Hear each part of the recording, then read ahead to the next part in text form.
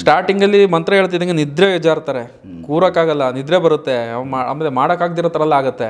48 ದಿವಸ ಮುಗಿಸ್ಬಿಟ್ರೆ ಎಲ್ಲರಿಗೂ ಅನುಭವ ಆಗಿದೆ. ನಾನು ಹೇಳಿದ್ದೀನಿ ಇದರಲ್ಲಿ, ನೀವು ಮಾಡ್ತಾ 48 ದಿವಸದಲ್ಲಿ ಮನೆ ಒಡೆ ದೇವಿ ಆಗಮನ ಆಗೋ ಅನುಭವ ಆಗುತ್ತೆ, ಮನೆ ಬಾಗಿಲು ತಟ್ಟೋ ಅನುಭವ ಆಗುತ್ತೆ, ಮಲ್ಲಿಗೆ ಹೂವಿನ ಸ್ಮೆಲ್ ಬರುತ್ತೆ ಅಂತ. ಇದು ಎಲ್ಲರಿಗೂ ಆಗಿದೆ, ಈ ಅನುಭವ ಎಲ್ಲರಿಗೂ ಆಗಿದೆ.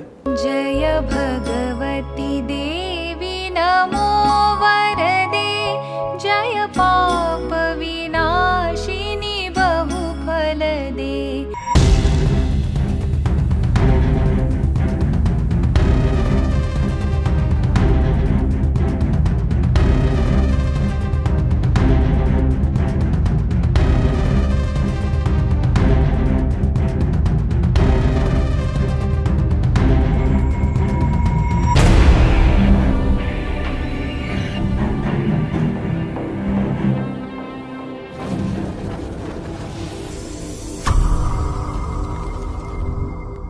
ನಮಸ್ಕಾರ ವೀಕ್ಷಕರೇ.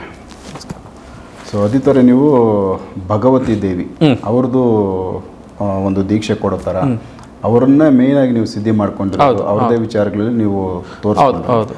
ಅದಾದ್ಮೇಲೆ ನಿಮ್ಗೆ ಈಗ ಪ್ರೆಸೆಂಟು ಸಾಕಷ್ಟು ಶಿಷ್ಯನ ಅಂದ್ರೆ ನಿಮ್ಮ ಹತ್ರ ದೀಕ್ಷೆ ಪಡೆದು ಇವತ್ತು ಎಷ್ಟೋ ಜನ ಮನೆಯಲ್ಲಿ ಸುಖ ಶಾಂತಿ ನೆಮ್ಮದಿ ಕಂಡ್ಕೊಂಡು ತುಂಬಾ ಅದ್ಭುತ ಜೀವನ ಒಳ್ಳೆ ಆಗಿದೆ. ಹೌದೌದು, ಒಂದು ಟೀಮ್ ತರ ನಿಮ್ದು ಟೀಮ್. ಆಮೇಲೆ ನನ್ನ ಉದ್ದೇಶ ಇದ್ದಿದ್ದು ಅದೇ, ಅಂದ್ರೆ ಒಂದು ವ್ಯಕ್ತಿ ಪರ್ಮನೆಂಟ್ ಆಗಿ ಅವ್ರ ಜೀವನ ಬದಲಾಯಿಸ್ಕೊಳ್ಳಿ, ಅವ್ರ ಮನೆ ಸಂಸಾರಗಳು ಜೀವನ ಚೆನ್ನಾಗಿರ್ಬೇಕು. ಅದಾದ್ಮೇಲೆ ಈಗ ಮೇನ್ ನೀವು ಭಗವತಿ ತಾಯಿ ಅಂತ ಬಂದ್ಮೇಲೆನು ಬೇರೆ ಬೇರೆ ದೈವಗಳು ಕೂಡ ಎಲ್ಲಾ ಶಕ್ತಿಗಳು ದೇವಿದೇನೆ ಬೇರೆ ಬೇರೆ ಅವತಾರಗಳು, ಒಂದೊಂದು ರೂಪ ಒಂದೊಂದು ಶಕ್ತಿಗಳನ್ನ ತೋರಿಸಿರೋದು.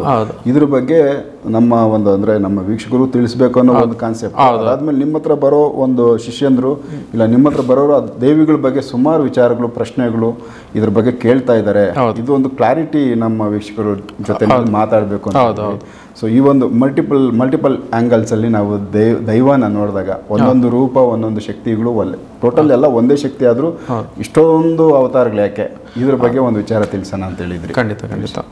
ಏನಂದ್ರೆ ನನಗೆ ಫೋನ್ ಮಾಡೋರು, ಗುರುಗಳೇ ನಿಮ್ಮದು ವಿಡಿಯೋಸ್ ಎಲ್ಲ ನೋಡಿದೆ, ನಮಗೂ ದೀಕ್ಷೆ ಬೇಕಾಗಿತ್ತು ಅಂತಾರೆ. ಹೌದು ಕೊಡ್ತೀನಿ ಬನ್ನಿ. ಯಾವ್ದು ನೀವು ಕಾಳಿದು ಕೊಡ್ತೀರಾ, ಬಗಳಾಮುಖ ಕೊಡ್ತೀರಾ, ಹಿಂಗೊಂದು 10 ಹೆಸರುಗಳಿಂದ ದೇವರನ್ನು ಕೇಳ್ತಾರೆ. ಅಂದರೆ ನಾನು ಅವರು ತಪ್ಪು ಅಂತ ಹೇಳ್ತಿಲ್ಲ. ಅಂದರೆ ಏನಾಗಿದೆ ಅಂದರೆ ಕೆಲವರಿಗೆ ಅನುಭವದ ಕೊರತೆ ಅಂತ. ಈ ಭಗವತಿ ಅಂದರೆ ಏನು ಅಂದರೆ ತಾಯಿ ಪರಮೇಶ್ವರಿ, ಈಶ್ವರಿ ದೇವಿನೇ ಭಗವತಿ. ನೀವು ಎಲ್ಲ ಮಂತ್ರಗಳಲ್ಲೂ ಆಮೇಲೆ ಕೆಲವು ಸಾಂಗ್ಸ್ ಅಲ್ಲಿ ನೋಡಿ, ಏ ಭಗವತಿ, ಏ ಬನಶಂಕರಿ, ಏ ದೇವಿ ಅಂತ ಶುರು ಆಗುತ್ತೆ. ಎಲ್ಲ ಸುಮಾರು ಹೆಸರುಗಳು ಬರ್ತವೆ. ಇದು ಶುರುವಾಗದೆ ಭಗವತಿಯಿಂದ ಶುರು ಆಗುತ್ತೆ, ಏ ಭಗವತಿ ಅಂತ ಶುರು ಆಗುತ್ತೆ. ಭಗವತಿ ಅಂದ್ರೆ ತಾಯಿ ಪಾರ್ವತಿ, ಅವ್ರದ್ದು ರೂಪಗಳು ಬೇರೆ ಬೇರೆ. ವಿಚಾರ ಏನು ಅಂದರೆ ಬಗಳಾಮುಖಿ ಅಂತ ಕೇಳ್ತಾರೆ, ಕಾಳಿ ಅಂತ ಕೇಳ್ತಾರೆ. ಇದು ಯಾಕೆ ಇಷ್ಟು ಬದಲಾವಣೆಗಳಾದವು ಅಂದರೆ ಮೈನ್ ಟಾಪಿಕಿಂದ ಇದನ್ನ ಓಪನ್ ಮಾಡಿಬಿಟ್ಟು ಇದನ್ನ ಫಿನಿಶ್ ಮಾಡ್ತೀನಿ ಯಾಕೆ ಏನು ಅಂತ. ಆ ಕಾಲದಲ್ಲಿ ದೇವಿ ಯಾರು, ಇವಾಗ ನಮ್ಮ ಚಾಮುಂಡೇಶ್ವರಿನ ಇಟ್ಕೊಳ್ಳೋಣ, ಮೈಸೂರು ಚಾಮುಂಡೇಶ್ವರಿ ಇಟ್ಕೊಳ್ಳೋಣ. ಮಹಿಷಾಸುರ ಮರ್ದನ ಆಯಿತು ಅಂತ ಅಂದರು. ಈಗ ಅಲ್ಲಿಂದ ಆ ಟಾಪಿಕಿಂದ ತಗೊಳ್ತೀನಿ. ರಾಕ್ಷಸ ಯಾರು ಮಹಿಷಾಸುರ ಒಂದು ಉಪಟಳ ಜಾಸ್ತಿ ಆಯಿತು, ಅವಾಗ ಅತಿ ಆಗೋಯ್ತು, ಅವಾಗ ಜನಗಳಿಗೆ ತೊಂದರೆ ಕೊಡ್ತಿದ್ರು. ಆಮೇಲೆ ದೇವತೆಗಳಿಗೆ ಋಷಿಮುನಿಗಳು ಯಜ್ಞ ಯಾಗಾದಿಗಳು ಮಾಡಬೇಕಾದ್ರೆ ತೊಂದರೆಗಳು ಕೊಡ್ತಾ ಇದ್ರು. ದೇವರುಗಳಿಗೆ ಋಷಿಮುನಿಗಳಿಗೆ ಪೂಜೆ ಪುರಸ್ಕಾರ ಮಾಡುವ ತೊಂದರೆಗಳು ಕೊಡ್ತಾ ಇದ್ದಾರೆ ಅಂತ ಬಂದಾಗ ಸಮಸ್ಯೆಗಳು ಹೆಚ್ಚಾದ್ರು. ಎಲ್ಲ ಋಷಿಮುನಿಗಳು ದೇವರ ಹತ್ರ ಹೋಗಿ ಮೊರೆ ಇಟ್ಟಾಗ ಇದನ್ನೆಲ್ಲ ಇದು ಮಾಡೋಕ್ಕೆ ತಾಯಿ ಪರಮೇಶ್ವರಿಯಿಂದ ನೀವು ಮೊರೆ ಹೋಗಿ ಅದರಿಂದ ತಾಯಿಯಿಂದ ಇನ್ನು ಇದು ಮಾಡೋಕ್ಕಾಗುತ್ತೆ ಅಂತಂದರೆ ವರಗಳು ಕೊಟ್ಬಿಟ್ಟಿರ್ತಾರಲ್ಲ ಎಲ್ಲ ದೇವತೆಗಳು, ಇವ್ರು ಕೊಟ್ಮೇಲೆ ಇವರೇ ಆ ವರನ ಇದು ಮಾಡೋಕ್ಕಾಗೋದಿಲ್ಲ, ಕೊಟ್ಟಿರೋ ವರನ ಕಿತ್ಕೊಳ್ಳೋಕ್ಕಾಗೋದಿಲ್ಲ. ಅವಾಗ ಇದನ್ನೆಲ್ಲ ಇದು ನೋಡಿದಾಗ ತಾಯಿ ಯಾವುದಕ್ಕೆ ಇದಾಗಿರೋದಿಲ್ಲ, ಎಲ್ಲ ವಿಷ್ಣುಗೆ ಇದು ಮಾಡಿ ವಿಷ್ಣುವಿಂದ ತಗೊಂಡಿರ್ತಾರೆ, ಶಿವನಿಂದ ಪಡೆದಿರ್ತಾರೆ. ನೀವು ನಾವು ಪುರಾಣಗಳು ನೋಡಿದ್ರೆ ವಿಷ್ಣುನ ಕುರಿತು ತಪಸ್ ಮಾಡಿದ್ರು, ವಿಷ್ಣುವಿನ ಕುರಿತು ತಪಸ್ ಮಾಡಿದ್ರು, ಇಷ್ಟೇ ನೋಡಿದ್ದೀವಿ. ಜಗನ್ಮಾತೆನ ಮಾಡಿದ್ದಾರೆ, ಆದರೆ ಕೆಟ್ಟದಕ್ಕೆ ಯಾವುದು ಬಳಸಿಲ್ಲ. ಕವಿರತ್ನ ಕಾಳಿದಾಸ ಅವರು ಒಳ್ಳೆ ಇದ್ರಲ್ಲಿ ಮಾಡಿದ್ರು, ನಾಲಿಗೆಯಲ್ಲಿ ಬಂದು ದೇವಿ ಬರೆದ್ರು. ಇಂಥವೆಲ್ಲ ನಮ್ಗೆ ಒಳ್ಳೆ ನಿದರ್ಶನ ಸಿಗುತ್ತೆ ಹೊರತು ಈ ಮಿಕ್ಕಿದೆಲ್ಲ ನೋಡಿದ್ರೆ ಶಿವನ ವಿಷ್ಣುನ ಇವ್ರನ್ನ ಬ್ರಹ್ಮದೇವ್ರನ್ನ ಮಾಡಿದ್ರು ಅಂತ ಬರುತ್ತೆ. ಇಲ್ಲ ಹಿಂಗೆ ಸಮಸ್ಯೆ ಹೆಚ್ಚಾದಾಗ ದೇವಿ ಹತ್ರ ಹೋಗಿ ಹೇಳಿದಾಗ ತಾಯಿ ನಾರ್ಮಲ್ ಅಂದರೆ ತಾಯಿ ಶಾಂತ ಸ್ವರೂಪಿ, ಶಿವನ ಪಕ್ಕದಲ್ಲಿ ಕೂತಾಗ ಹೇಗೆ ಕಾಣಿಸುತ್ತೆ, ಮಂದಹಾಸದ ಮುಖಗಳು, ಕಮಲದ ಮುಖ, ಇದು ಈ ಥರ ಕೂತಿರ್ತಾರೆ. ಆ ಸಾಫ್ಟ್ ಇದರಲ್ಲಿ ಇರೋಂಥ ದೇವಿ. ಆ ದೇವಿ ಇಲ್ಲಿ ಹೋಗಿ ಯುದ್ಧ ಮಾಡಬೇಕು ಅಂತಂದರೆ ದೇವಿನ ಬದಲಾಯಿಸ್ಬೇಕಲ್ವಾ. ಆಕಾರ ಬದಲಾಗಬೇಕಲ್ಲ. ಆವಾಗ ಏನು ಮಾಡಿದ್ದಾರೆ ಋಷಿಮುನಿಗಳ ಸೇರಿ ನನ್ನ ಕೈಯಿಂದ ಈ ಕೆಲಸ ಆಗುತ್ತೆ ಅಂದಾಗ ತಾಯಿ ನಿಮ್ಮ ಕಡೆಯಿಂದ ಈ ಕೆಲಸ ನಿಮ್ಮೊಬ್ಬರಿಗೆಂದನೇ ಆಗೋದು ತಂದಾಗ ಸುಮ್ಮನೆ ಕೂತಿರ್ತಾರೆ ತಾಯಿ. ಆವಾಗ ನೋಡಿ ಇವತ್ತು ಕೂಡ ನೀವು ಒಂದು ದೇವಸ್ಥಾನಕ್ಕೆ ಹೋಗಿ ನಾರ್ಮಲ್ ಆಗಿರೋ ವ್ಯಕ್ತಿ ತಮಟೆ ಸೌಂಡ್ ಕೇಳ್ತಿದ್ರೆ ಮೈ ನೋಡಿ ಹಿಂಗಾಗುತ್ತೆ. ಎಕ್ಸಾಂಪಲ್ಸ್ ನಾನು ಹೇಳೋದು ಚೇಂಜಸ್ ಆಗುತ್ತೆ. ಕುಣಿಬೇಕು ಅನ್ಸಲ್ವಾ? ನೀವು ಕುಣಿಯೋದಿರೋ ವ್ಯಕ್ತಿ ಆದ್ರೂ ಕೂಡ ತಮಟೆ ಸೌಂಡ್ಗೆ ಒಂದು ಕಾಲೋ ಕೈಯೋ ಅಟ್ಲೀಸ್ಟ್ ಆಕ್ಷನ್ ಆಗುತ್ತೆ. ಅಂದ್ರೆ ಅರ್ಥ ಏನು ಅಂತಂದ್ರೆ ಉಚ್ಚಾರಣೆ ಮಾಡೋ ಪದಗಳು ಶಬ್ದಗಳಿಗೆ ಆ ಶಕ್ತಿ ಇದೆ ಮನುಷ್ಯನಲ್ಲಿ ಇದು ಮಾಡೋದು ಅಂತ. ತಾಯಿ ಸುಮ್ಮನೆ ಕೂತಿರ್ತಾರೆ, ಈ ಕಾರ್ಯ ಆಗ್ಬೇಕು ಅಂದಾಗ ನನ್ನ ಕೈಯಿಂದ ಹೇಗೆ ಮಾಡೋಕ್ಕಾಗುತ್ತೆ ಅಂದಾಗ ತಾಯಿ ನಿಮ್ಮ ಕಡೆ ಸಾಧ್ಯ ಇದೆ ಅಂದಾಗ ಎಲ್ಲ ಋಷಿಮುನಿಗಳು ಕೂತು ಯಜ್ಞ ಯಾಗದಿಗಳನ್ನ ಹಾಕ್ಬಿಟ್ಟು ಫಸ್ಟು ಶುರು ಮಾಡ್ತಾರೆ ಕುಂಕುಮದಿಂದ, ಗಂಧ, ಆಮೇಲೆ ಅಕ್ಷತೆ ಕಾಳುಗಳು, ಆಮೇಲೆ ಇದು ಅರಿಶಿಣ, ಇದರಿಂದ ಮಾಮೂಲು ಇದರಿಂದ ಶುರು ಮಾಡ್ತಾರೆ. ಯಾವಾಗ ಒಂದು ವ್ಯಕ್ತಿನ ನೋಡಿ ನೀವು ಸುಮ್ಮನೆ ಕೂತ ಶಕ್ತಿನೇ ಇಲ್ಲ ಅಂದ್ಕೊಳ್ಳಿ, ನೀನು ಆನೆ ಶಕ್ತಿ ಇರೋನು, ನೀನು ಸಿಂಹ ಇದ್ದಂಗಿದ್ಯಾ, ನೀನು ಹುಲಿ ಇದ್ದಂಗಿದ್ಯಾ, ನೀವು ಹುಲಿನೋ ಇಲ್ಲೋ ಗೊತ್ತಿಲ್ಲ, ಹುಮ್ಮಸ್ ಎದ್ಬಿಡುತ್ತೆ ನಿಮಗೆ. ಒಂದು 10 ಜನ ನಿಂತಿರ್ಲಿ, ಒಂದು 10 ಜನ ನಿಂತ್ಕೊಂಡು ನಿಮ್ಗೆ ಸಪೋರ್ಟ್ ಮಾಡ್ಬಿಟ್ಟು ನೀನು ಹೊಡೆದು ರಕ್ತ ಬರಂಗ್ ಹೊಡೆದ್ಬಿಟ್ಟಿದಾರಲ್ಲೋ, ನೀನು ಹಿಂಗಿದ್ಯಾ, ನಿನ್ಗಿರೋ ಶಕ್ತಿಗೆ ಅವ್ನು ಯಾವ ಲೆಕ್ಕನೂ ಅಲ್ಲ, ನೀನ್ ಜೋಶ್ ಕೊಟ್ಟಾಗ ಹೋಗಿ ಹೊಡೆದಾಕ್ಬಿಡ್ತಾರೆ. ಹಾಗೇನೆ ತಾಯಿ ಸುಮ್ಮನೆ ಕೂತಿದ್ದಾಗ ಇವರೆಲ್ಲ ಋಷಿಮುನಿಗಳು ಸೇರಿ ದೇವ್ರನ್ನ ಉರಿದುಂಬಿಸ್ತಾರೆ. ಆ ಉರಿದು ನಾರ್ಮಲ್ ಆಗಿರುತ್ತೆ, ಒಂದೊಂದೇ ಹೇಳ್ತಾ ಇದ್ದಂಗೆ ತಾಯಿ ಹಿಂಗಿರೋದು ಹಿಂಗೆ ಆಗ್ತಾ ಬರುತ್ತೆ. ಆವಾಗ ಏನ್ ಮಾಡ್ತಾರೆ ಹೇಳ್ಬೇಕು ಅಂದಾಗ ಅಕ್ಷರಗಳನ್ನ ಪ್ರಯೋಗ ಮಾಡೋದ್ರಲ್ಲಿ, ತಾಯಿ ನೀನು ಅತಿ ಭಯಂಕರಿ, ತಾಯಿ ನೀನು ಮಹಾಕಾಳಿ, ತಾಯಿ ನೀನು ರೌದ್ರಾವತಾರಿಣಿ, ತಾಯಿ ನೀನು ಬಗಳಾಮುಖಿ, ತಾಯಿ ನೀನು 10 ಕೈಗಳುಳ್ಳವಳು, ತಾಯಿ ನಿನಗೆ ಇಷ್ಟು ಶಕ್ತಿ ಇರೋಳು, ತಾಯಿ ನಿನ್ನ ನಾಲಿಗೆ ಇವಾಗ ಕೆಂಪಾಗಿದೆ. ಇದೇನು ಆಗಿರಲ್ಲ, ಏನೈತೆ ಅದನ್ನ ಹಂಗೆ ಕ್ರಿಯೇಟ್ ಆಗ್ತಾ ಐತೆ. ಇವ್ರು ಹೇಳ್ತಾ ಇರ್ತಾರೆ ಇವಾಗ ಯಾವಾಗ ಈ ತಾಯಿ ನೀನು ನಾಲಿಗೆ ಕೆಂಪಾಗಿದೆ, ನಿನಗೆ 10 ಕೈಗಳಿದೆ ಅಂತ ಹೇಳಿದಾಗ ಅದೊಂದು ಪಾಯಿಂಟ್ ಔಟ್ ಮಾಡ್ತಾರೆ. ಆ ಪಾಯಿಂಟ್ ಔಟ್ ಒಂದು ತಗೊಂಡು ಇವ್ರು ಹೇಳ್ತಾರಲ್ಲ ಕಾಳಿ ಅಂತ ಹೇಳಿದಾಗ ಅದೊಂದು ಡ್ರಾಯಿಂಗ್ ಆಗಿದೆ. 10 ಕೈಗಳು ಬಿಡಿಸ್ತಾರೆ. ಅಂದ್ರೆ ಏನು ಉಚ್ಚಾರಣೆ ಮಾಡಿದ್ರು ಒಂದು ಶಬ್ದನ, 10 ಕೈಗಳು, ನಾಲಿಗೆ ಕೆಂಪಾಗಿದೆ ಅಂದಾಗ ನಾಲಿಗೆ ಹೊರಡೆ ಬಂದು ಕೆಂಪಾಗಿರುತ್ತೆ. ಸೊ ಅದೊಂದು ಡ್ರಾಯಿಂಗ್ ಮಾಡುತ್ತೆ, ಅಲ್ಲಿಗೆ ಅದು ಕಾಳಿ ಅಂತ ಆಯ್ತು. ಕಾಳಿ ಬಗಳಾಮುಖಿ ಒಂದು 5 ಬೇರೆ ಬೇರೆ ರೂಪದಲ್ಲಿ ಹಿಂಗ್ ಬಂದಾಗ ಎದ್ದು ನಡ್ಕೊಂಡ್ ಬರ್ಬೇಕಾದ್ರೆ ಕಾಲು ಗೆಜ್ಜೆಗಳು, ನಿನ್ನ ಕಾಲು ಗೆಜ್ಜೆಗಳು ಊಹೆ ಮಾಡಿ ಹೊಗಳ್ತಿದ್ದವು. ಆ ರೂಪದಲ್ಲಿ ಒಂದೊಂದು ರೂಪನ ಹೆಸರನ್ನ ಇವರೇ ಕ್ರಿಯೇಟ್ ಮಾಡಿದ್ರು, ಋಷಿಮುನಿಗಳೇ ಕ್ರಿಯೇಟ್ ಮಾಡಿದ್ರು ಹೆಸರುಗಳು. ಇವಾಗ ನಿಮ್ಮನ್ನ ಹಿಂಗ್ ಕೂತಿದ್ರ ನೀವು ಶಕ್ತಿಶಾಲಿ, ನಿಮ್ಮ ಕಣ್ಣುಗಳಲ್ಲಿ ಅತಿ ರೌದ್ರ ತರ ಕಾಣಿಸ್ತಾ ಇದೆ, ಒಂದು ಹೆಸರನ್ನ ನಿಮ್ಗೆ ಕ್ರಿಯೇಟ್ ಮಾಡಿದಾಗ, ಕಣ್ಣು ಹಿಂಗ್ ಮಾಡಿದಾಗ ನಿಮ್ಗೆ ಅದಕ್ಕೊಂದು ಹೆಸರು ಕ್ರಿಯೇಟ್ ಮಾಡ್ಬಿಟ್ಟು ನಿಮ್ಗೆ ನೀವೇ ಒಬ್ರೆ ಅರವಿಂದ್ ನೀವು ನಿಮ್ಗೆ ಒಂದೇ ಇರಲಿ ಬೇರೆ ಬೇರೆ ಇದನ್ನ ಕ್ರಿಯೇಟ್ ಮಾಡ್ತಾರೆ. ಹಂಗೇನೆ ದೇವಿ ಒಬ್ಬರೇ ಆಗಿದ್ದು ಆ ಯುದ್ಧಕ್ಕೆ ರಾಕ್ಷಸನ ಸಂಹಾರ ಮಾಡಕ್ ಹೋದಾಗ ಒಂದೊಂದು ರೂಪಗಳನ್ನ ಇವರೇ ಕ್ರಿಯೇಟ್ ಮಾಡಿದ್ರು ಋಷಿಮುನಿಗಳು. ಸೊ ಇವತ್ತು ಬರುತ್ತೆ ನೋಡಿ 108 ಅಷ್ಟೋತ್ತರ ನಾಮಗಳು ಅಂತ ದೇವಿಗೆ ಅರ್ಚನೆ ಮಾಡೋದು, ಅಲ್ಲಿ ನಿಮಗೆ ಸಿಗುತ್ತೆ ನೋಡಿ ಇದು ದೇವರದ ಹೆಸರುಗಳು. 108 ಹೆಸರುಗಳು ಬರುತ್ತೆ, 1008 ಇದು ಇದೆ. ಬಟ್ ಹೇಳೋದು ಅದರಲ್ಲಿ ನಿಮಗೆ ಬೇರೆ ಬೇರೆ ಬೇರೆ ಬೇರೆ ಹೆಸರುಗಳಿದೆ. ಸಿಂಹರೂಪಿಣಿ, ಮದರೂಪಿಣಿ, ಸಿಂಹಗರ್ಜಿನಿ, ಇದೆಲ್ಲ ಎಷ್ಟು ಅಕ್ಷರಗಳು ಬರುತ್ತೆ. ಅಂದ್ರೆ ನೀವು ಆ ಲೆಕ್ಕಕ್ಕೆ ನೋಡಿದ್ರೆ ತಾಯಿ 1008 ತಾಯಿ ಆಗ್ಬೇಕಲ್ಲಿ. ಅಂದ್ರೆ ಒಂದೊಂದು ರೂಪಗಳು ಮನುಷ್ಯ ಕ್ರಿಯೇಟ್ ಮಾಡಿರೋದು. ವೀಕ್ಷಕರಿಗೆ ಏನು ಹೇಳಕ್ ಇಷ್ಟಪಡ್ತೀನಿ ಅಂದ್ರೆ ಜಗನ್ಮಾತೆ ಒಬ್ರೇ, ತಾಯಿ ಒಬ್ರೇ, ಪರಮೇಶ್ವರಿ, ಶಿವ ಒಬ್ರೇ, ಪಾರ್ವತಿ ಒಬ್ರೇ. ಆದರೆ ಅದೇ ಪಾರ್ವತಿ ದೇವಿಗೆ ಬೇರೆ ಬೇರೆ ಹೆಸರುಗಳಿಂದ ಆ ಸಂಹಾರ ಮಾಡಕ್ಕೆ ಹೋದಾಗ ಇವರು ಕ್ರಿಯೇಟ್ ಮಾಡಿ ಉಗ್ರ ರೂಪಕ್ಕೆ ಒಂದು ರೂಪನ ಕ್ರಿಯೇಟ್ ಮಾಡಿದ್ರು. ಕಾಳಿ, ಬಗ್ಲಾಮುಖಿ, ಭದ್ರಕಾಳಿ, ಉಗ್ರ ರೂಪಿಣಿ ಇದೆಲ್ಲ ಮಾಡಿದ್ರು. ಇದು ಸಂಹಾರ ಆದಮೇಲೆ ಕೂಲ್ ಮಾಡಬೇಕಲ್ವಾ, ಕೂಲ್ ಮಾಡಬೇಕು ಅಂದಾಗ ಇದಕ್ಕೆ ಹೋಗ್ಬೇಕಾದ್ರೆ ಕುಂಕುಮ ಇದ್ರು ತಾಯಿಗೆ. ಆ ಕುಂಕುಮ ರಕ್ತ ತಾಯಿ ದೇವರು ಯಾವುದೇ ಕಾರಣಕ್ಕೆ ಹೊಲಸು ತಿನ್ನೋದಿಲ್ಲ, ರಕ್ತಗಳನ್ನ ಸೇವನೆ ಮಾಡೋದಿಲ್ಲ, ಮಾಂಸಗಳನ್ನ ಸೇವನೆ ಮಾಡೋದಿಲ್ಲ, ಆಮೇಲೆ ಇದನ್ನ ಮಾಡೋದಿಲ್ಲ. ಅವ್ರು ಹೋಗ್ಬೇಕಾದ್ರೆ ಬಣ್ಣಗಳನ್ನ ಹಾಕಿದ್ರಲ್ಲ ಕುಂಕುಮ ಇದಲ್ಲ, ಅದನ್ನ ನೋಡಿದಾಗ ಜನ ರಕ್ತ ಅನ್ಕೊಂತಾರೆ. ದೇವ್ರು ಯಾವತ್ತೇ ಅಶುದ್ಧಿ ಮಾಡ್ಕೊಳ್ಳೋದಿಲ್ಲ, ದೇವ್ರ ಅಶುದ್ಧಿ ಆಗೋದಿಲ್ಲ, ದೇವ್ರಿಗೆ ಅದ್ರ ಅವಶ್ಯಕತೆ ಇಲ್ಲ. ರಕ್ತ ಮಾಂಸಗಳನ್ನ ಮುಟ್ಟೋ ಇದು ಇಲ್ಲ ದೇವರು. ಅದರಿಂದ ಆ ರೂಪ ಹೆಸರು ಹೇಳಿದಾಗ ಹಿಂಗೆ ಬದಲಾವಣೆಗಳನ್ನ ಹೆಸರುಗಳು ಹಾಕೊಂಡ್ರು. ಮತ್ತೆ ಕೂಲ್ ಮಾಡ್ಬೇಕಾದ್ರೆ ಅರ್ಶಿಣಗಳು, ಇದು ಏನು ಎಳ್ನೀರು ಎಲ್ಲ ಉಯ್ಬೇಕಾದ್ರೆ ಅಭಿಷೇಕ ಮಾಡ್ಬೇಕಾದ್ರೆ ಅವಾಗ ಶಾಂತ ರೂಪದ ಹೆಸರುಗಳನ್ನ ವರ್ಣನೆ ಮಾಡ್ತಾರೆ.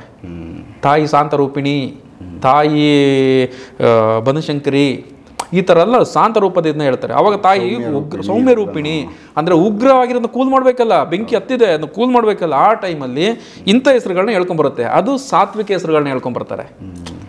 ಸಾತ್ವಿಕ ಹೆಸರುಗಳನ್ನ ಹೌದೌದು ರೈಸ್ ಮಾಡ್ಕೊಂಡು ಸಾತ್ವಿಕ ರೂಪ ಹೇಳ್ಕೊಂಬಂದಾಗ ತಾಯಿ ಹೆಜ್ಜೆಗೂ ಡೌನ್ ಆಗ್ತಾ ಬಂತ ಕೊನೆಗೆ ಪ್ರಶಾಂತ ರೂಪಿಣಿಯಾಗಿ ನಗುಮುಖದಲ್ಲಿ ಕೂರ್ತಾರೆ, ಪೂರ್ಣ ರೂಪಕ್ಕೆ ಬರ್ತಾರೆ. ಯಾರು? ಅದೇ ತಾಯಿ ಪಾರ್ವತಿ ದೇವಿನೇ ತಾರ್ ಮಾಡೋದಕ್ಕೆ ಬರ್ತಾರೆ. ಅದರಿಂದ ವೀಕ್ಷಕರಿಗೆ ಏನು ಹೇಳ್ತಿದೆ ಅಂದರೆ, ನನಗೆ ಕಾಳಿ ದೀಕ್ಷೆ ಕೊಡ್ತೀರಾ, ನನಗೆ ಅದು ಕೊಡ್ತೀರಿ ಇದು ಕೊಡ್ತೀನಿ ಅಂತ ಕೇಳೋದಲ್ಲ. ದೇವರು ಒಬ್ಬರೇ. ನಿಮ್ಗೆ ಏನು ಬೇಕು? ಪವರ್ ಬೇಕು, ಶಕ್ತಿ, ನಿಮ್ಮಲ್ಲಿ ಒಳ್ಳೇದಾಗಬೇಕು. ಒಂದು ದೇವಿದ ರೂಪಗಳು ಬೇರೆ ಬೇರೆ. ಈ ಕನ್ಫ್ಯೂಸ್ ಬೇಡ ಅಂತ. ಕೆಲವರು ಹೇಳ್ತಾರೆ ನಾನು ಕಾಳಿ ದೇವರದ್ದು ಪೂಜೆ ಮಾಡ್ತಾ ಇದ್ದೀನಿ, ನಾ ಇದನ್ನ ಮಾಡ್ಬೋದಾ ಅಂತ. ಕಾಳಿ ಯಾರು, ಭಗವತಿ ಯಾರು, ಎರಡು ಒಂದೇನೆ. ಅದರಲ್ಲಿ ಬದಲಾವಣೆ ಏನಿದೆ? ಯಾವ್ದು ಬೇಕಾದ್ರೆ ಮಾಡ್ಬೋದು, ಶಕ್ತಿ ಒಂದೇ. ಹಂಗಾಗಿ ನಮ್ಮಲ್ಲಿ ವಿಚಾರಗಳು ತಿಳಿಯದೇ ಇದ್ದಾಗ ಈ ಥರ ಕನ್ಫ್ಯೂಸ್ಗಳಾಗುತ್ತೆ. ಸೊ ಇದೊಂದು ಕನ್ಫ್ಯೂಸ್ ಬೇಡ ಅಂದ್ರೆ ನನ್ನ ಹತ್ರ ನಾನು ಫೋನ್ ಮಾಡಿದವ್ರು ಎಲ್ಲರಿಗೂ ಇಷ್ಟು ಉದ್ದ ಕತೆ ನಾನು ಫೋನಲ್ಲಿ ಹೇಳೋಕ್ಕಾಗೋದಿಲ್ಲ. ಸೊ ಹಾಗಾಗಿ ಒಂದು ಕ್ಲಾರಿಟಿ ಹೇಳ್ತಿರೋದು. ದೀಕ್ಷೆ ಯಾರೇ ಪಡೆದ್ರು ಇವಾಗ ನೀವು ಒಂದೇ ಥರ ದೀಕ್ಷೆ ಕೊಡ್ತೀರಾ, ಒಂದೇ ದೀಕ್ಷೆ. ಆದರೆ ಆ ಶಕ್ತಿ, ಮಂತ್ರ ಶಕ್ತಿ ಮಾಡಿದಂಥವ್ರನ್ನ ಕೇಳ್ಬೇಕು ನೀವು. ಯಾರು ನಮ್ಮಲ್ಲಿ ದೀಕ್ಷೆ ಪಡ್ಕೊಂಡು ಮಾಡಿದಂಥವ್ರು ಸ್ಟಾರ್ಟಿಂಗಲ್ಲಿ ಮಂತ್ರ ಹೇಳ್ತಿದ್ದಂಗೆ ನಿದ್ರೆ ಜಾರ್ತಾರೆ, ಕೂರಕ್ಕಾಗಲ್ಲ, ನಿದ್ರೆ ಬರುತ್ತೆ, ಆಮೇಲೆ ಮಾಡೋಕ್ಕಾಗ್ದಿರೋ ಆಗುತ್ತೆ. 48 ದಿವಸ ಮುಗಿಸ್ಬಿಟ್ರೆ ಎಲ್ಲರಿಗೂ ಅನುಭವ ಆಗಿದೆ. ನಾನು ಹೇಳಿದ್ದೀನಿ ಇದರಲ್ಲಿ, ನೀವು ಮಾಡ್ತಾ 48 ದಿವಸದಲ್ಲಿ ಮನೆ ಒಡೆ ದೇವಿ ಆಗಮನ ಆಗೋ ಅನುಭವ ಆಗುತ್ತೆ, ಮನೆ ಬಾಗಿಲು ತಟ್ಟೋ ಅನುಭವ ಆಗುತ್ತೆ, ಮಲ್ಲಿಗೆ ಹೂವಿನ ಸ್ಮೆಲ್ ಬರುತ್ತೆ ಅಂತ. ಇದು ಎಲ್ಲರಿಗೂ ಆಗಿದೆ. ಈ ಅನುಭವ ಎಲ್ಲರಿಗೂ ಆಗಿದೆ. ಸೂಪರ್. ಬೇಕಾದ್ರೆ ಬೇಕಾದ್ರೆ ಒಂದು ದಿವಸ ಬೇಕಾದ್ರೆ ನಾನು ಆದರೆ ಮಾತಾಡಿಸ್ತೀನಿ. ಬೇಕಾದ್ರೆ ಎಲ್ಲರನ್ನ ಕೇಳಿ. ಬಂದವರು ಒಬ್ಬರು ಕೂಡ ನನಗೆ ಆಗಲಿ. ಕೆಲವ್ರದ್ದು ಏನಾಗಿದೆ, ನಾನೊಂದು ಹೇಳಿದ್ರೆ ಅವರೊಂದು ಮಾಡ್ಕೊಂಡು, ಕೆಲವರು ಫಿನಿಷೇ ಮಾಡಿಲ್ಲ, ಕಂಪ್ಲೀಟೇ ಮಾಡಿಲ್ಲ. ನನ್ನ ಪ್ರಕಾರ ಒಂದು 7-8 ಒಂದು 10 ಜನ ಹಂಗೆ ಮಾಡಿರ್ಬೋದು ಅನ್ಕೊಂತೀನಿ. ಅವ್ರು ನನ್ನ ಕಾಂಟ್ಯಾಕ್ಟೇ ಮಾಡಿಲ್ಲ, ಮುಗೀತದು. ಯಾಕೆ ಮಾಡಿಲ್ಲ ಅಂದರೆ ಯಾರು ಕರೆಕ್ಟಾಗಿ ಮಾಡಿರೋದು ನಮ್ಮ ಹತ್ರ ಆನ್ಸರ್ ಮಾಡೋಕ್ಕಾಗೋದಿಲ್ಲ ಅವ್ರಿಗೆ. ಏನಾರು ಕೇಳಿದ್ರೆ ಅಂಥವ್ರು ಕಾಂಟ್ಯಾಕ್ಟೇ ಮಾಡಿಲ್ಲ. ಕಾಟಾಚಾರಕ್ಕೆ ತಗೊಂಡವರು ಮಾಡಿದ್ದಾರೆ. ಅಂದರೆ ನನ್ನ ಪ್ರಕಾರ ಒಂದು ಎಷ್ಟೋ ಜನ ಒಳ್ಳೆ ಇದು ಪಡೆದಿದ್ದಾರೆ, ಒಳ್ಳೆ ಅನುಭವ, ಜೀವನ ಬದಲಾವಣೆ ಆಗಿದೆ. ಒಳ್ಳೆ ಜೀವನ ಅನುಭವ ಬದಲಾವಣೆ, ಲೈಫ್ ಸ್ಟೈಲ್ ಚೇಂಜ್ ಆಗಿದೆ. ನಾನು ಏನು ಮಾಡ್ತೀನಿ, ತುಂಬ ಜನಕ್ಕೆ ಅತಿ ಹೆಚ್ಚು ಸಮಸ್ಯೆ, ಹಣಕಾಸಿನ ತೊಂದರೆ, ನನಗೆ ಅಲ್ಲಿ ಏನೂ ಇದನ್ನು ಮಾಡ್ಕೊಳಕ್ಕಾಗ್ತಿಲ್ಲ ಗುರುಗಳೇ ಅಂದವ್ರಿಗೆ ದೀಕ್ಷೆ ಕೊಟ್ಬಿಡ್ತೀನಿ. ನೋಡಮ್ಮ, ನಿಮ್ಮನ್ನ ರಕ್ಷಣೆಗೆ ಮನುಷ್ಯನಿಗಿಂತಲೂ ಹೆಚ್ಚಾಗಿ ಭಗವಂತ ರಕ್ಷಣೆ ಮಾಡೋದು ಈ ಭೂಮಿ ಮೇಲೆ. ನೀವು ಭಗವಂತನ 48 ದಿನಗಳು ಮನಸ್ಸೋ ಪೂರ ಇಚ್ಛೆಯಿಂದ ಈ ಪೂಜೆನ, ಈ ಮಂತ್ರನ ಜಪ ಮಾಡಿ. 48 ದಿವಸದಲ್ಲಿ ಆಗಿಲ್ಲ ಅಂದರೆ ಅವಾಗ ನನ್ನ ಕೇಳಿ, ಆಗಿಲ್ಲ ಅಂದರೆ ಕೇಳಿ, ನಾನು ಆನ್ಸರ್ ಮಾಡ್ತೀನಿ ಅಂತ. ಎಲ್ಲರಿಗೂ ಆಗಿದೆ. ಅಂದರೆ ನಾನು ಹೇಳೋದು ಒಂದೇ ಒಂದು, ದೈವಶಕ್ತಿಗಿಂತ ಈ ಪ್ರಪಂಚದಲ್ಲಿ ಯಾವುದೂ ಇಲ್ಲ.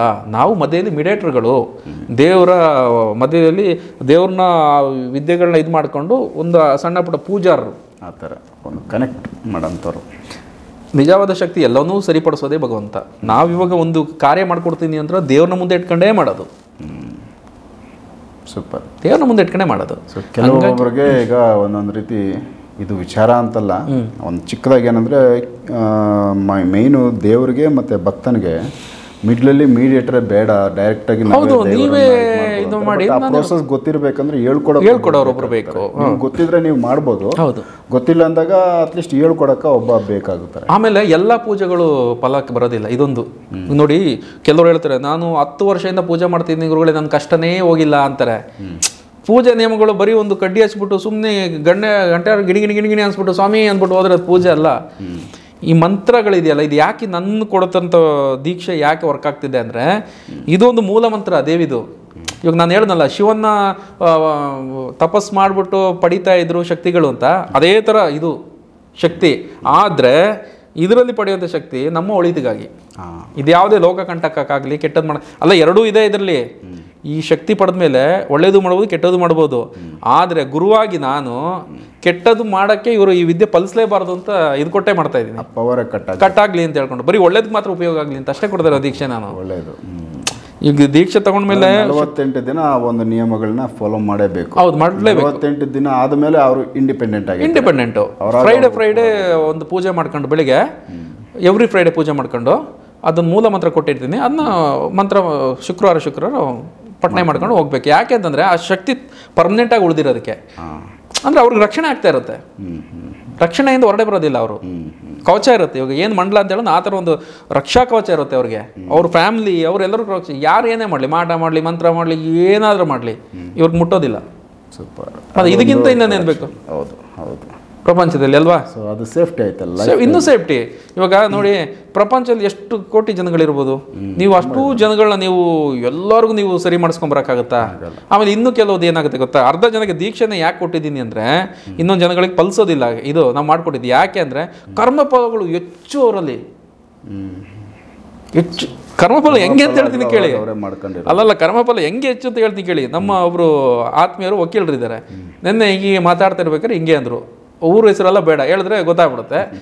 ನಮ್ಮ ಇಲ್ಲೇ ಒಂದು 200 ಕಿಲೋಮೀಟ್ರು ಸರೌಂಡಿಂಗು, ತರೀಕೆರೆ ಸರೌಂಡಿಂಗಲ್ಲಿ ಅವ್ರು ಯಾರೋ ಪಕ್ಕದ ಜಮೀನವರು ಹೀಗೆ ತುಂಬ ಕ್ಲೋಸ್ ಅಂತೆ, ಅವ್ರಿಗೆ ತುಂಬ ಸಹಾಯನೂ ಮಾಡಿದ್ರಂತೆ ಒಂದು ಕಾಲದಲ್ಲಿ. ಒಂದು ನಡೆದಾಡೋ ದಾರಿಗೋಸ್ಕರ ಇಷ್ಟು ಬಿಡಪ್ಪ, ಹಿಂಗೆ ಹೋದ್ರೆ ನನಗೆ ನನ್ನ ತೋಟಕ್ಕೆ ಹೋಗೋಕ್ಕಾಗೋದು ಬಿಡು ಅಂದರೆ ಅವ್ರ ಜಾಗದಲ್ಲಿ ನೀನು ಏನು ಬೇಕಾದ್ರೆ ಹೇಳು, ನಾನು ಇಲ್ಲಿ ದಾರಿ ಮಾತ್ರ ಬಿಡೋದಿಲ್ಲ, ಅದೇನು ಮಾಡ್ಕೊಂತೀಯ ಮಾಡ್ಕೋ, ನೀನು ಕೇಸ್ ಹಾಕ್ತೀಯಾ ಮಾಡು, ಕೇಸ್ ಹಾಕಿದ್ರೆ ನಿನ್ನ ಬಿಡೋಂಗಿಲ್ಲ, ನೀನು ಸಾಯಿಸ್ಬಿಟ್ಟು ನಾನು ಜೈಲಿಗೆ ಹೋಗ್ತೀನಿ ಅಂತಂದ್ರಂತೆ. ಅಲ್ಲಪ್ಪ ನೀನು ಬದುಕಿದ್ದು ಜೈಲಿಗೆ ಹೋಗಿ ಏನು ಮಾಡ್ತೀಯ ನೀನು ಅಂತಂದರೆ, ಇರಲಿ ಬಿಡು, ನಮ್ಮ ಮನೆಯವರಾದ್ರೂ ತಿಳ್ಕೊಳ್ಳಿ, ನಮ್ಮಪ್ಪ ಇಂಥ ವಿಚಾರಕ್ಕೆ ಅವನ ಸಾಯಿಸಿ ಜೈಲಿಗೆ ಹೋದ ಅಂತ. ಅಂದರೆ ಎಷ್ಟು ಅಜ್ಞಾನತನ ಮನುಷ್ಯ. ಮಣ್ಣು ನಮ್ದಲ್ಲ, ಭೂಮಿನೂ ನಮ್ದಲ್ಲ, ಯಾವುದೂ ನಮ್ದಲ್ಲ. ಒಂದಿಷ್ಟು ಸಹಬಾಳ್ವೆಯಿಂದ ಬಾರಪ್ಪ, ನೀನು ನಡ್ಕೊಂಡು ಹೋಗಿ ದಾರಿ ತಾನೆ, ನನ್ನ ಪಕ್ಕದಲ್ಲಿರೋ ನೀನು ಚೆನ್ನಾಗಿರು, ನಾನು ಚೆನ್ನಾಗಿ, ನನ್ನ ಕಷ್ಟ ಅಂತಂದ್ರೆ ನೀನು ಹೆಲ್ಪ್ ಮಾಡು, ನಿನಗೇನಾರು ಬೇಕಾದ್ರೆ ನಾನು ಆಗ್ತೀನಿ ಅಂದರೆ ಈ ಪ್ರಪಂಚ ಜೀವನ ಎಷ್ಟು ಚೆನ್ನಾಗಿರುತ್ತೆ ನೋಡಿ. ಒಂದಿಷ್ಟು ಬಿಟ್ಕೊಡೋ ಜಾಗಕ್ಕೆ ನಂದು ನಂದು ನಂದು ಅಂದ್ಕೊಂಡು ಕಡ್ದು ಜೈಲಿಗೆ ಹೋಗಿ ರೆಡಿ ಅಂತಾರೆ. ಇನ್ನಿಂಥ ಅಜ್ಞಾನಿಗಳಿಗೆ ಏನು ಇರಬೇಕು, ಇಂಥವ್ರಿಗೆ ಯಾವುದೇ ಕಾರಣಕ್ಕೆ ನೀವು ಏನು ಮಾಡ್ಕೊಟ್ರು ಒಳ್ಳೇದಾಗಲ್ಲ, ತಲೆ ಇಟ್ಕೊಳ್ಳಿ. ಅಂದ್ರೆ ಇನ್ನೂ ಒಂದು ಇಲ್ಲಿ ವಾಸ್ತವವಾಗಿ ಬದುಕೋದಕ್ಕೆ ನಾವೇನು ಎಷ್ಟು ಬೇಕು, ನಾವೇನಕ್ಕೆ ಇಲ್ಲಿ ಬಂದಿದ್ದೀವಿ, ಹೌದು ವಿಚಾರ ತಿಳಿದೇ ಇದ್ದಾಗ ಒಂದು ಸಣ್ಣ ಸಣ್ಣ ವಿಚಾರಗಳು ಕೂಡ ಇದು ನಂದು ಅನ್ನೋ ಸ್ವಾರ್ಥ ಹೆಚ್ಚಾದಾಗ, ಹೌದು ಬೇರೆಯವ್ರಿಗೆ ಅದನ್ನ ಬಳಸ್ಕೊಳ್ಳಿ ಅಂತ ಬಿಟ್ಕೊಡೋ ಮನೋಭಾವ ಇಲ್ಲ ಅಂದ್ರೆ ಹೌದು ತುಂಬಾ ಸ್ವಾರ್ಥಿ ಅಲ್ಲ, ಸ್ವಾರ್ಥಿ ಕರ್ಮಫಲಗಳಿದು. ಇವರು ದುಷ್ಟರಾಗಿ ಕಾಣ್ಬಿಟ್ಟು ಕರ್ಮಫಲಗಳು.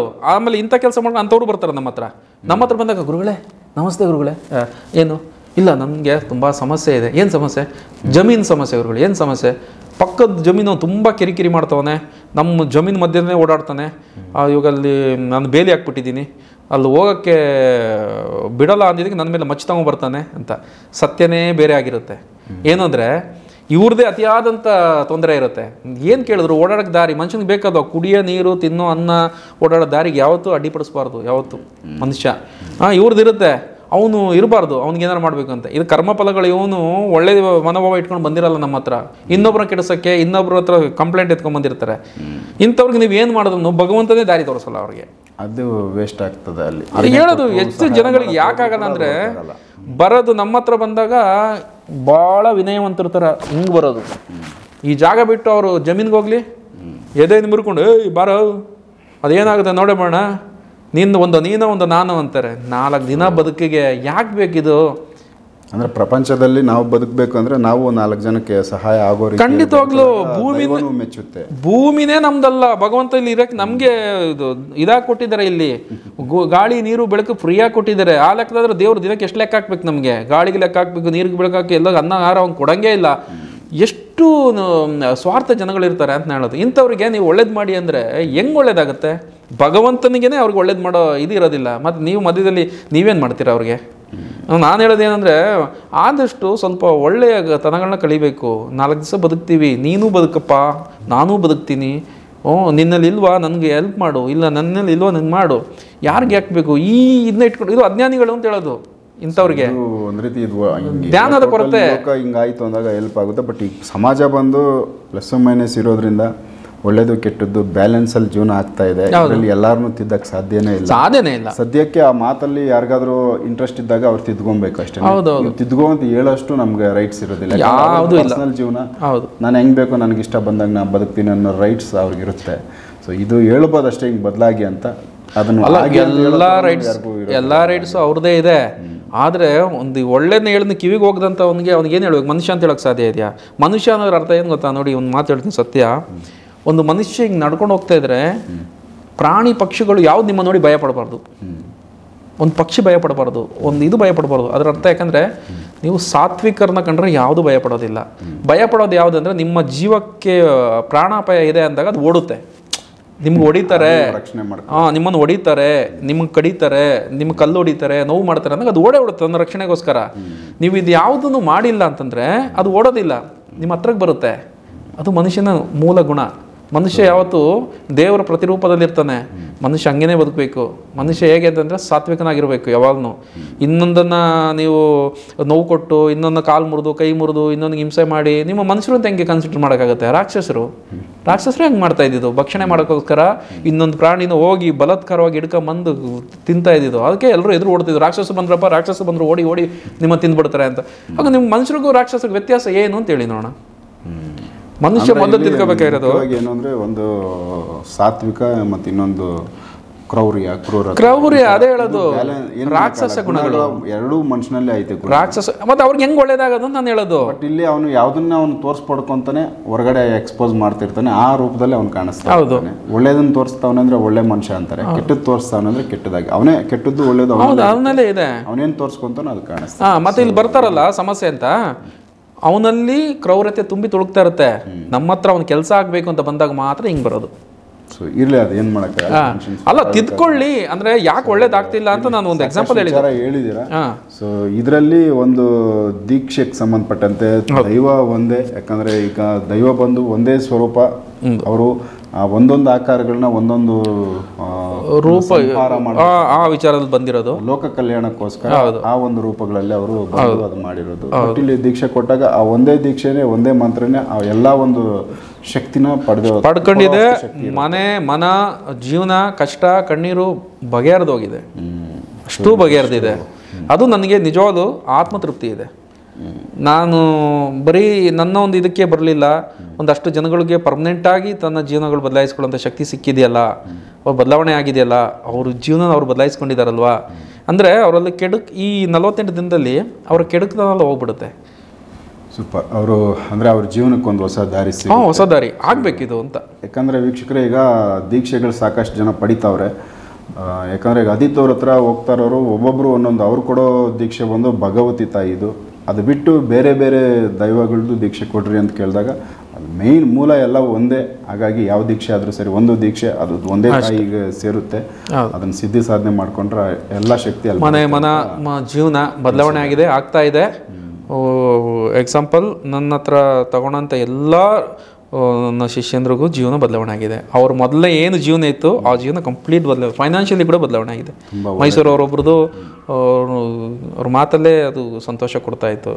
ಏನಿತ್ತು ಆ 48 ದಿನಗಳು ನಂಗೆ ಪ್ರತ್ಯಕ್ಷ ದೇವ್ರನ್ನೇ ಕಂಡಂಗೆ ಆಯಿತು ಅಂತಾರೆ. ಅದು ಇನ್ನೊಂದು ವಿಚಾರ ಏನಂತಂದರೆ, ಅನುಭವಗಳು ನೇರವಾಗಿ ಬಂದು ಬಾಗಿಲು ತಟ್ಟೋ ಅನುಭವ ಆಗಿದೆ, ಎಲ್ರಿಗೂ ಆಗಿದೆ. ಮನೆ ಫುಲ್ಲು ಮಲ್ಲಿಗೆ ಹೂವಿನ ಸ್ಮೆಲ್ಲು ದೇವ್ರ ಆಗಮನ ಆದಾಗ. ನಾನು ಹೇಳಿದ್ದೀನಿ ಈ ಥರ ಇಷ್ಟು ದಿನಗಳಲ್ಲಿ ಇದು ಮಾಡುವಾಗ ಮನೆ ಒಳಗಡೆ ಮಲ್ಲಿಗೆ ಹೂ ಸ್ಮೆಲ್ ಬರುತ್ತೆ ಅಂತ. ತುಂಬ ಚೆನ್ನಾಗಿ ಮಲ್ಲಿಗೆ ಹೂ ಸ್ಮೆಲ್ ಬಂದಿದೆ, ಮನೆ ಬಾಗಿಲು ಬಡ್ದಿದೆ, ಗೆಜ್ಜೆ ಶಬ್ದ ಆಗಿದೆ. ಇನ್ಯಾರೊಬ್ರು ಪೂಜೆಯಲ್ಲಿ ಯಂತ್ರದ ಮೇಲೆ ದೇವಿದು ಫೋಟೋನೇ ಇದಾಗಿದೆ. ಇವಾಗ ಮಾಡ್ತಾ ಇದ್ದಾರೆ ಅವರು, ಬೇಕಾದ್ರೆ ಅದನ್ನ ಇನ್ನೊಂದು ಇದ್ರಲ್ಲಿ ನಿಮ್ಗೆ ಫೋಟೋ ಕಳಿಸ್ಕೊಡ್ತೀನಿ. ಮಾಡ್ತಾ ಇದ್ದಾರೆ, ಅವ್ರಿಗೆ ಇದ್ರ ಮೇಲೆ ಬಿದ್ದಿದೆಯಂತೆ. ಯಂತ್ರದ ಮೇಲೆ ಫೋಟೋ ಬೇರೆ, ಯಂತ್ರ ಬೇರೆ ಇರುತ್ತೆ. ಯಂತ್ರದ ಮೇಲೆ ಅಲ್ಲಿರೋ ಫೋಟೋದು ಚಿತ್ರಣ ಇದ್ರ ಮೇಲೆ ಬಿದ್ದಿದೆ. ಒಳ್ಳೇದು, ಒಳ್ಳೆ ಅನುಭವ ಸಾಕಷ್ಟು ಜನಕ್ಕೆ ಆಗಿದೆ ಅಂತ ಹೇಳ್ತಾವ್ರೆ. ಆಗಿದೆ, ಒಳ್ಳೇದಾಗಲಿ. ಸೊ ನೆಕ್ಸ್ಟ್ ಇನ್ನು ಬೇರೆ ವಿಚಾರಗಳನ್ನ ಅದಿತ್ ಅವ್ರ ಜೊತೆ ಮಾತಾಡ್ತಾ ಹೋಗ್ತೀನಿ, ಎಪಿಸೋಡ್ ನೋಡ್ತಾ ಹೋಗಿ. ನಮಸ್ಕಾರ.